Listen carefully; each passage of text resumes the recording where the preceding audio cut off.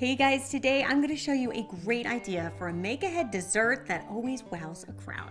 I love these s'more pudding pots because the whole thing can be made the day before, and all you have to do to serve is add the graham crackers and broil the marshmallows. They are so delicious and off the charts and so easy to put together. Let me show you how to do it. So the first thing we want to do is make our pudding base. So in a large saucepan, we're going to add 2 3/4 cup of heavy cream, 3/4 cup of milk, and 1.5 cups of semi-sweet chocolate chips. You could also use bittersweet or you could use milk chocolate, whatever your preference. You're just gonna whisk that up until all those chocolate chips have been melted and incorporated with the cream and milk. And then meanwhile, in a large bowl, you're going to add 6 egg yolks, a tablespoon of sugar, and a 1/2 teaspoon of vanilla extract. And you can whisk that all together.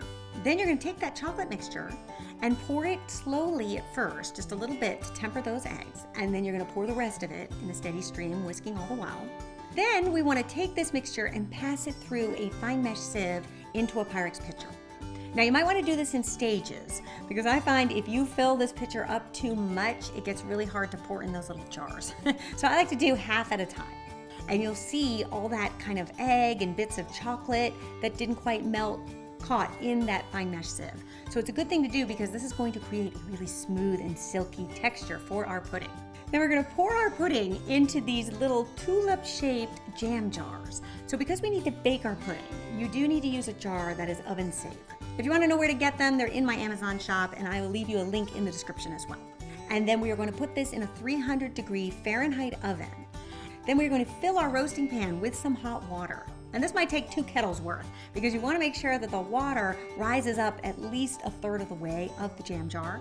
And what this is going to do, it's going to allow our puddings to bake at a very even soft heat that will prevent them from cracking. Then you are going to bake these for at least 40 to 45 minutes if you're using the tulip jar. If you use something that is more shallow, it's going to take less amount of time. So it's really the depth that will determine how long you have to let these bake for. But I find the good rule of thumb is if you go in and it shakes and jiggles too much, they're not done. If you go in and shake it and it's set and jiggles just very slightly, then you know they're done. Then you just want to allow them to sit in that water bath at room temperature until they're cool enough to handle. And then you can remove the jars and place them in your fridge. I think overnight is best because it'll really be set and chilled. And then the following day when it's time to serve, all you have to do is crush up some graham crackers, and then you're going to place the graham crackers on top of each pudding, and then add 2 good-sized marshmallows to each jar. Isn't that cute? Then we're gonna take our baking sheet and place it in our oven. And you wanna make sure that that rack is in the upper 1/3 portion of your oven. So you don't want it on the tippy top rack because that will get those marshmallows too close to the heating implement and they'll catch fire and burn really quickly. Not a good idea. So you wanna make sure you're in the top 1/3, which is just probably that next rung down. And that will allow your marshmallows to toast beautifully and melt and just get slightly charred, which is what we're after.